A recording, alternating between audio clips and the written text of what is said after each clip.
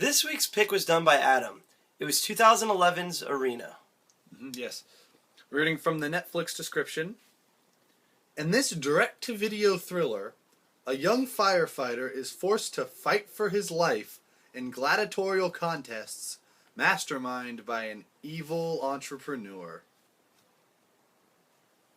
There's the cover right there. I picked this movie mainly because I was intrigued by how they said that it was a straight-to-video release right as the first words in the description. I don't know if it was to maybe lower my expectations or to warn me that it was going to be bad, but I found the honesty very refreshing. Yeah, I found the description to let us know that we were going to get a straightforward action movie, and I appreciated that. And the tag-on of Samuel L. Jackson got me very excited because even though we know he can do really great movies and good acting, he does a lot of these kind of campy, fun action movies. So A lot like Nicolas Cage. yeah, you know what? That's why I think we should refer to Samuel L. Jackson as the white Nicolas Cage.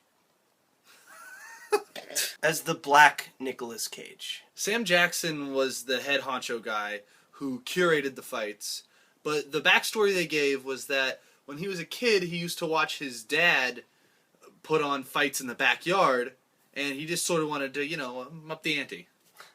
I found this explanation to be such a flimsy, story. Like, the jump is so big. It would be like if Osama bin Laden saw his dad kick over a sandcastle and then masterminded 9/11. Or if Wolfgang Puck saw his father cooking a peanut butter and jelly sandwich and then went to opening Spago's. Yeah, kind of like Gladiator, then, in that respect. Yeah, or The Running Man. They made a movie about that dance? No, it's the film starring Arnold Schwarzenegger. He's a terrible dancer. Something that really stood out for me about being unrealistic was that Samuel L. Jackson's lair was very cheap looking.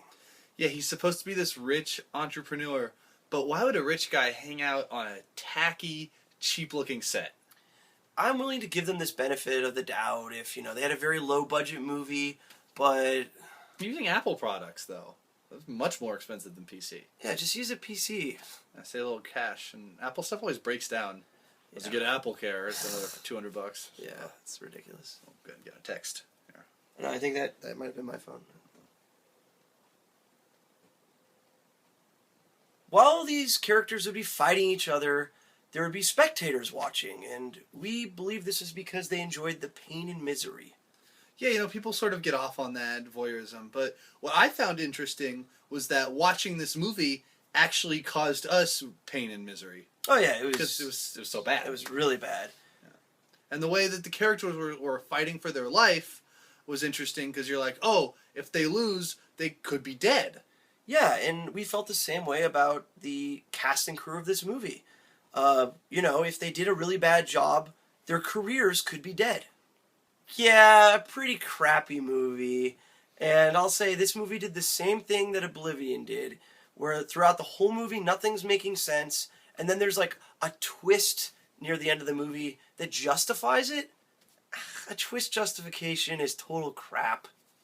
I actually saw this movie twice, not because I wanted to, but I screened it, and then I sat in the living room most of the time when Zed was watching it. Sorry. And I didn't pick up on this twist either time because I was so bored I had lost interest in the movie at that point. And isn't that the biggest twist of all?